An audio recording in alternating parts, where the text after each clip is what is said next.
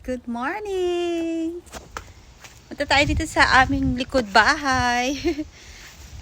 Check natin yung tinanim kong Baguio beans. Ayan, ang Laguna. Ang dami ng bunga.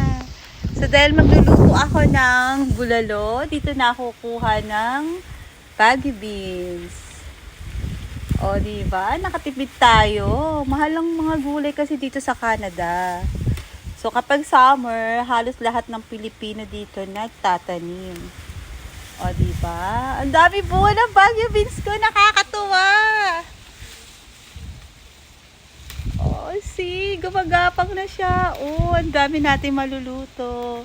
So, meron pa ako doon. May Baguio beans pa ako dito.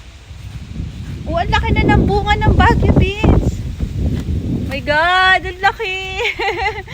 Nakakatuwa mag-harvest. Pag may tinanim, may aanihin.